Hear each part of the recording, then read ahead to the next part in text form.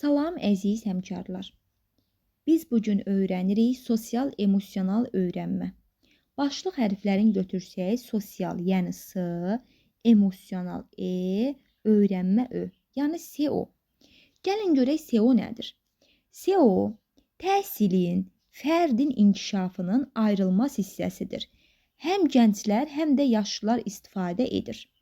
Şəxsi məqsədə çatmaq üçün emosiyalarını idarə etmək, empatiya qurmaq, qarşı tərəfi dəstəkləmək, düzgün etik qərarlar qəbul etmək, qərarın məsuliyyətini daşımaq kimi bacarıqlar daxildir. Ümumilikcə, təhsildə SEO, emosional, yəni öyrənmənin mahiyyəti. SEO özü 5 kompetensiyaya bölünür, yəni 5 yerə bölünür. Bunlar hansılardır? Özünü dərk, özünü idarə etmə, sosial məsuliyyətlilik, ünsiyyət bacarıqları, qərar qəbul etmənin məsuliyyətini daşımaq. Birinci gəlir özünü dərk mərhələsi. Özünü dərk mərhələsi nədir? Yəni, özünü dərk etmə deyəndə agah olmaq. Yəni, bir növ özünü dərk edirsən. Şagirdlər emosiyalarını anlamalı, öz inkişafları üçün nəyi inkişaf etdirməli olduqlarını bilməli, özlərinin güclü və zəif tərəflərini dərk etməlidir.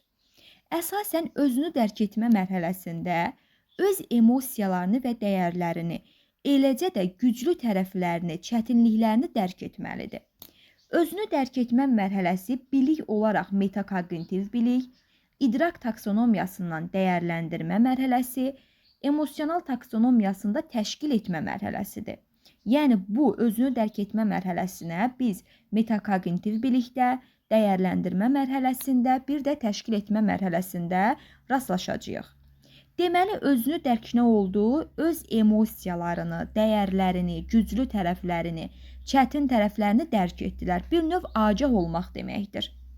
Sonra gəlir özünü idarə etmə. Özünü idarə etmə davranışlarını idarə edir.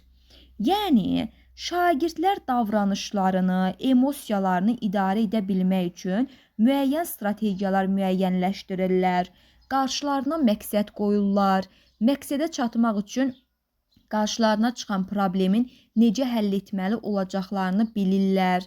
Qarşıya qoyulan məqsədi həm akademik nəticələrlə, həm də həyatla bağlı ola bilər bunların məqsədi. Özünü idarə etmədə məqsədlərinə çatmaq üçün duyğu və davranışlarını idarə edirlər. Yəni, bir növ özünüzü idarə edirsiniz. Sonra gəlir sosial məlumatlılıq. Sosial məlumatlılıq nədir? Empatiya, başqasını anlamaq. Şagirdlərə empatiya qurmaq hissini formalaşdırmaq müəllimlərin vacib işidir. Bunun üçün müəllim müxtəlif metodlardan istifadə edə bilər. Məsələn, sosial mövzularda debatların keçirilməsi, xeyriyyəçilik aksiyalarının təşkili, müxtəlif sosial layihələrin reallaşdırılması, prosesi elə təşkil etmək lazımdır ki, şagirdlər insanların problemlərini hiss etsinlər, bu problemin həlli üçün maraqlı həll yolları tapsınlar. Yəni, sosial məlumatlıq, sosial fərqindəlik başqalarını anlayır və başqalarına empatiya hissi yaradır. Yəni, bir növ başqalarını düşünür, başqasının fikrini anlayır, bir növ özünü başqasının yerinə qoyur. Bu da olur sosial məlumatlılıq. Daha sonra ünsiyyət bacarığı. Əsasən, ünsiyyət bacarığı nədir? Ünsiyyət bacarıqları şagirdlərin ünsiyyət və əməkdaşlıq bacarıqlarını inkişaf etdirən şərait yaratmalıdır müəllim. Bunun üçün də qrup işləri, daha sonra qrup işləri ilə şagirdlərə iş verə bilər, layihələrə cəlb edə bilər, debata, bax debatı yadınızda saxlayın, debat, elmi müzakirələr, bu kimi işlərə cəlb edib şagirdlərdə ünsiyyət bacarığını formalaşdıra bilər. Həmçinin effektiv ünsiyyətin və əməkdaşlığın nə qədər vacib olduğu şagirdlərə izah edilsə, onlarda konfliktlərin həlli üçün alətlər verilmiş sayılırsınız. Daha sonra qərarın qəbul edilməsi, yəni qərar qəbul etməyin məsuliyyəti. Adından göründüyü kimi qərar qəbul etməyin məsuliyyəti. Baxın, burada şəxsi və sosial davranışla bağlı etik və konstruktiv seçimlər etməkdir. Qərar qəbul etmədə şagirdlər düşünülmüş məsuliyyəti və etik qərar qəbul etmə bacarığını formalaşdırır. Bunun üçün tənqidi təfəkkürü inkişaf elətdirmək lazımdır. Deməli, qərar qəbul etmədə nəyi inkişaf elətdirmək lazımdır? Hansı təfəkkürü? Tənqidi təfəkkürü. İndi gəlin bir daha təkrarlayaq. Deməli, birinci oldu özünü dərk etmə. Özünü dərk etmə öz emosiyalarını, dəyərlərini, güclü və zəif tərəflərini dərk edir. Özünü idarə etmədə məqsədlərə çatmaq üçün duyğu və davranışlarını idarə edir. Məsuliyyətli qərar vermə şəxsi və sosial davranışla bağlı etik və konstruktiv seçimlər edir. Sosial məlumatlılıq başqalarını anlayır və empatiya göstərir. Ünsiyyət bacarığı da ki, müsbət münasibətlərin formalaşdırılması, komandalarda işləmək, münaqişələrə effektiv mübarizə aparmaq. Bu da aiddir sosial ünsiyyət bacarığı yox. Sosial məlumatlılıq başqalarını idarə etməkdir. İdarə etmək yox deyəndə başqalarına empatiya göstərməkdir, başqalarını anlamaqdır, başqalarının hissini dərk etməkdir. Budur sosial məlumatlılıq. Sonra gəlir SEO-nun dərs prosesində necə inteqrasiya etmək olar?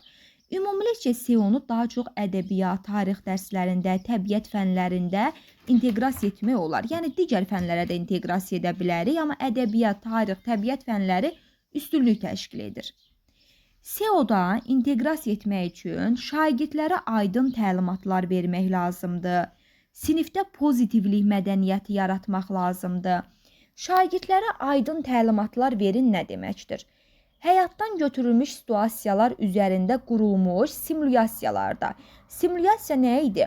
Rollu oyunun bir növüdür, sadəcə şagird burada öz hisslərini canlandırır. Simulyasiyada şagirdlərə aydın təlimatlar verin, təlimata uyğun hərəkət etmələrinə təşviq edin. Sinifdə pozitivlik mədəniyyəti yaradın. Şagirdlərin öz fikirlərini sərbəst ifadə etmələri üçün sinifdə təhlükəsiz və inklüziv mühit yaratmaq lazımdır. Sinifdə qaydalar, prosedurlar tətbiq etmək, fəal dinləmə bacarığı, qarşılıqlı hörmət dəyərini formalaşdırmaq lazımdır. Rol model şəxsi nümunə.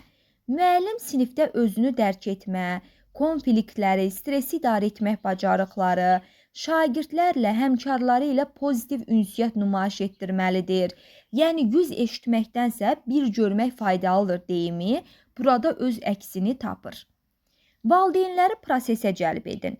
Valideynlərlə qəyyumlar ilə sosial emosional öyrənmə bacarıqları, təlimatları ilə təmin edin.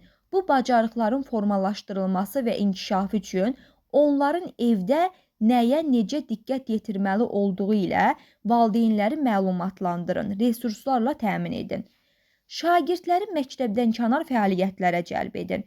Yəni, şagirdləri müxtəlif sosial layihələrə cəlb edin.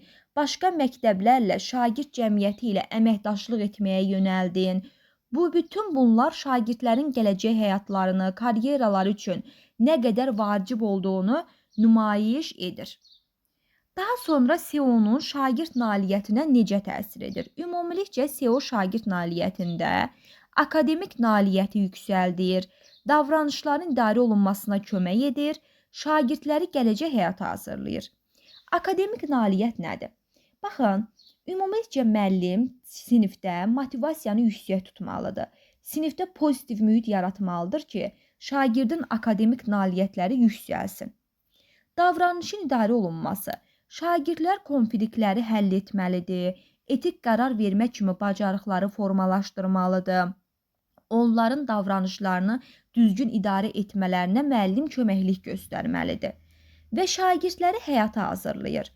Şagirdlər müəllim, SEO ümumilikcə müxtəlif həyatı bacarıqları formalaşdırdığından onları karyera barədə düşünməyi, qarşılarına məqsəd qoymağı, məqsədə çatmaq üçün strategiyanın qurulmasını, effektiv ünsiyyət qurmağı, əməkdaşlıq etməyi öyrədir.